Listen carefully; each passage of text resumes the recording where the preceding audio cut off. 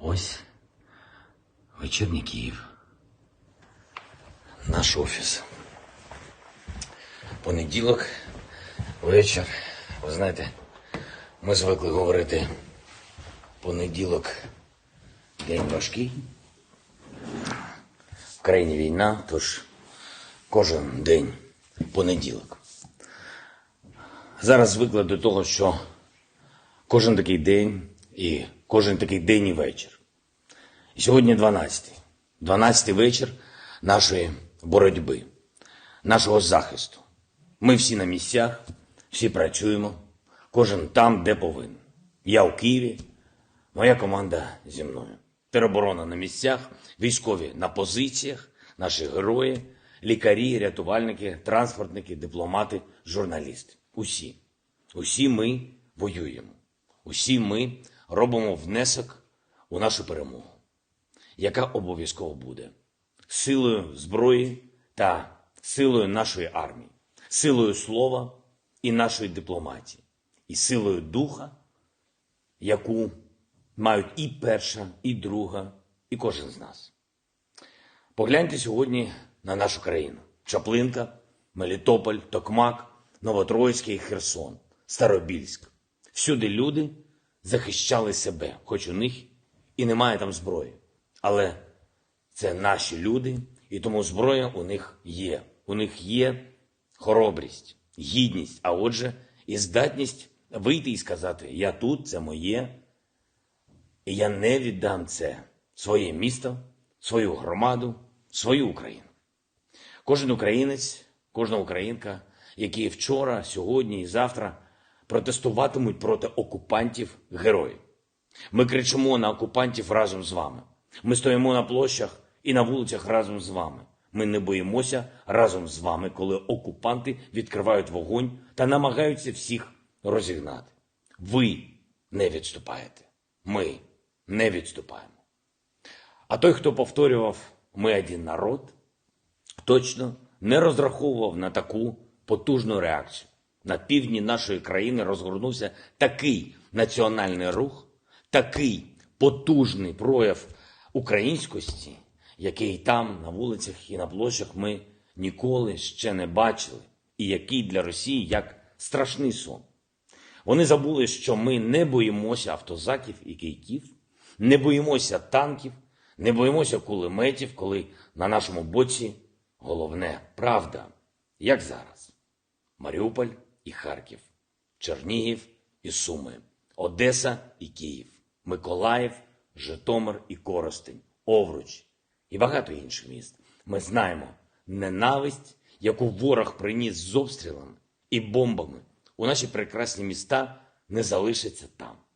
Не буде жодного сліду від неї. Ненависть – це не про нас, тому від ворога не буде жодного сліду.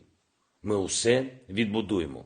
Ми зробимо наші міста, які окупант руйнував, кращими, ніж будь-яке місто в Росії, Енергодар, Чорнобиль та інші прекрасні місця, де варвари просто не розуміють, що вони хочуть захопити, що вони хочуть контролювати. Ваша робота, сумлінна робота на критичних об'єктах – це справжній подвиг, і ми його бачимо. Ми за нього щиро вдячні. Українська армія триває позиції. Молодці. Наносить противнику надзвичайно болісних втрат. Захищає. Контратакує. Якщо треба, може помститись. Обов'язково за кожне зло. За кожну ракету і бомбу. За кожен зруйнований цивільний об'єкт. Сьогодні в Макарові на Київщині вони обстріляли хлібзавод. Для чого?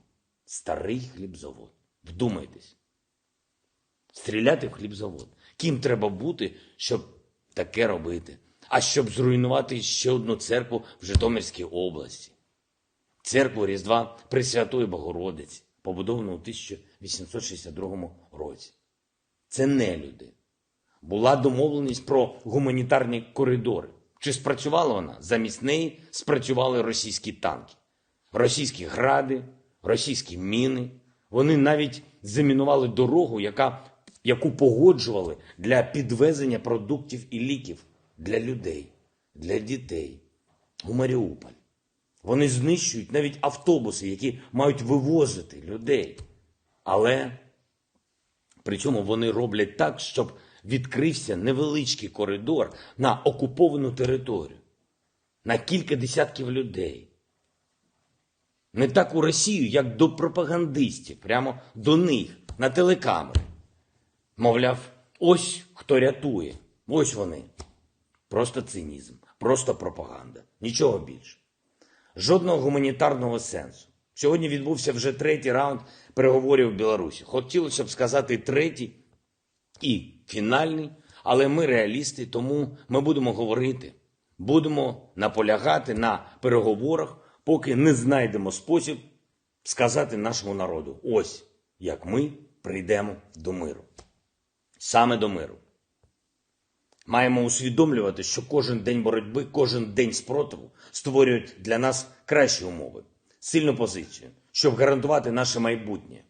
У мирі, знов-таки, у мирі. Після цієї війни, окрім загиблих людей і зруйнованих міст, війна залишає знищеними і прагнення, які колись здавалось надважливими, а зараз вже і не згадуєш про них. Майже 3 роки тому, щойно відбулись вибори, ми зайшли в цю будівлю, в цей офіс, і одразу почали планувати переїзд. Я це прекрасно пам'ятаю.